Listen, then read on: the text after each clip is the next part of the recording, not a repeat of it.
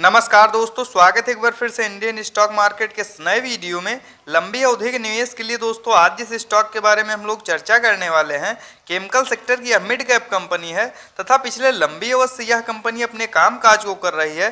दोस्तों लंबी अवधि में जिस प्रकार की तेजी के साथ ये कंपनियां ग्रो हुई हैं, आगे भी इनके व्यवसाय में किसी प्रकार की कोई दिक्कत नहीं।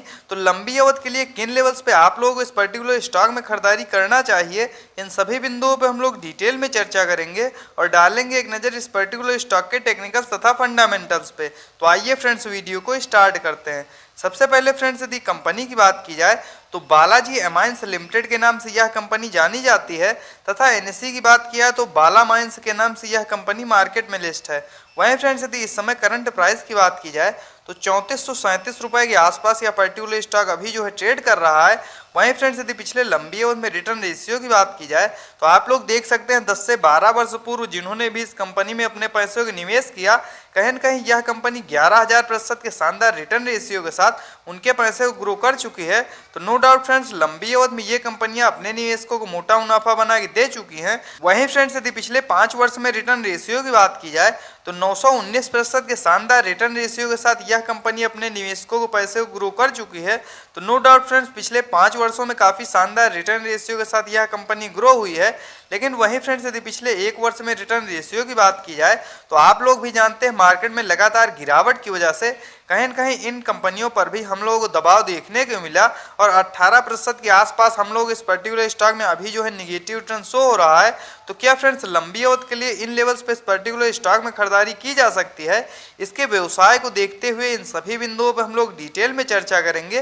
तो आइए फ्रेंड्स डालते हैं एक नज़र इस पर्टिकुलर स्टॉक के टेक्निकल्स तथा फंडामेंटल्स पे। वहीं फ्रेंड्स यदि बात की जाए कंपनी की तो बालाजी एमाइंस लिमिटेड के नाम से यह कंपनी जानी जाती है तथा बालाजी एमाइंस लिमिटेड के कारोबार की बात की जाए तो मेथाइलमाइन एथाइलमाइन डेरिवेटिव स्पेशलिटी केमिकल्स का यह कंपनी निर्माण करती है।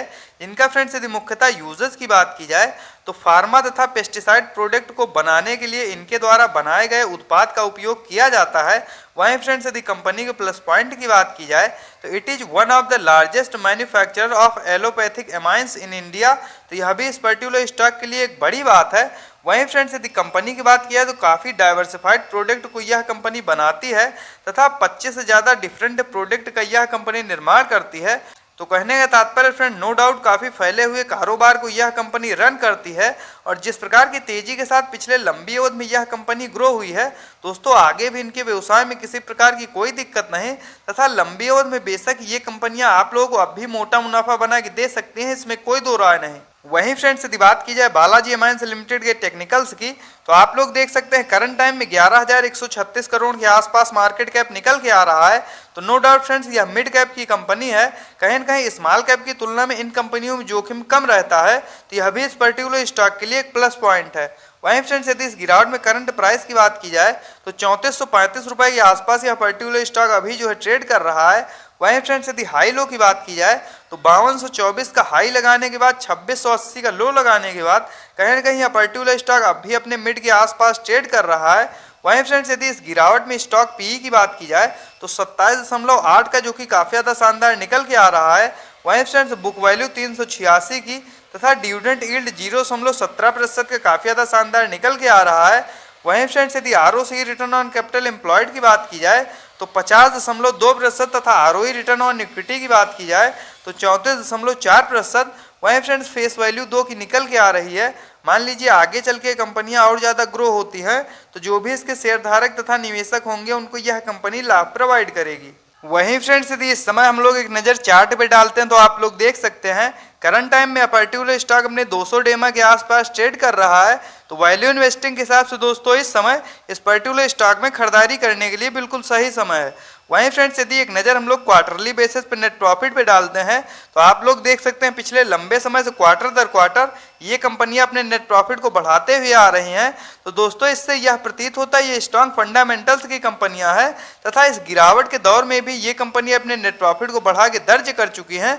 तो आगे भी दोस्तों इनके व्यवसाय में किसी प्रकार की कोई दिक्कत नहीं तथा ये कंपनियां इसी प्रकार की तेजी के साथ ग्रो होती रहेंगी, इसमें कोई दो राय नहीं।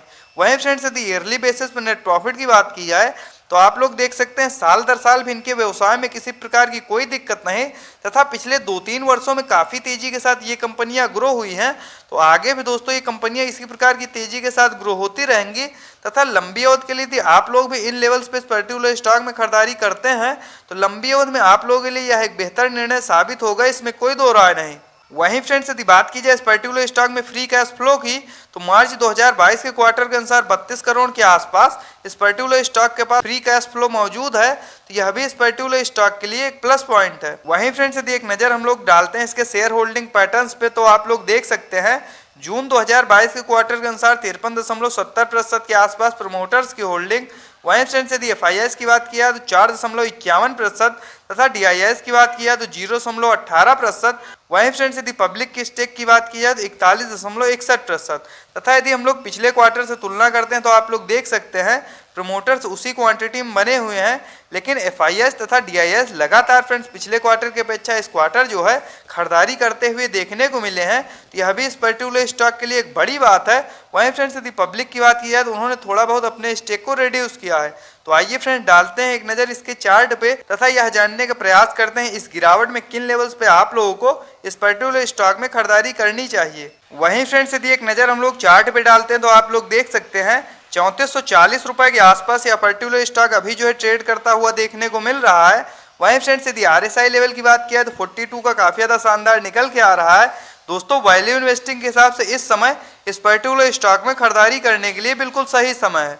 वहीं फ्रेंड्स यदि एक नज़र हम लोग चार्ट पे डालते हैं तो आप लोग देख सकते हैं मार्केट में शुरुआती दिनों में जिस प्रकार की तेजी के साथ ये कंपनियां गिरी थी, दोस्तों जैसे ही मार्केट ने रिकवर किया ये कंपनियां फिर से तेजी के साथ ऊपर की ओर गई और कहीं न कहीं ऊपरी लेवल पे हम लोग दोबारा से इस पर्टिकुलर स्टॉक में प्रेशर देखने को मिल रहा है। यदि इन लेवल्स पे आप लोग भी इस पर्टिकुलर स्टॉक में खरीदारी करना चाहते हैं तो 3300 रुपये से लेकर 3400 के आसपास जब भी पर्टिकुलर स्टॉक ट्रेड करता हुआ मिल जाए, दोस्तों लंबी अवधि के लिए उन लेवल्स पे आप लोग खरीदारी कर सकते हैं। बस इन कंपनियों में निवेश करने से पहले एक बात का सदैव ध्यान रखें कि ये मिड कैप की कंपनियां हैं। यदि मार्केट में प्रेशर की वजह से गिरावट होती है तो लार्ज कैप की तुलना में इन कंपनियों में हम लोग को थोड़ा बहुत ज़्यादा प्रेशर देखने को मिल सकता है। तो प्रत्येक गिरावट पे एक एक दो दो क्वांटिटी में खरीदारी करते रहें और दोस्तों होल्ड करें लंबी अवधि के लिए, क्योंकि ये मिड कैप की कंपनियां तथा अभी इनमें काफ़ी ज़्यादा पोटेंशियल मौजूद है तथा लंबी अवधि में बेशक ये कंपनियां आप लोगों को मोटा मुनाफा बना के देंगी, इसमें कोई दो राय नहीं।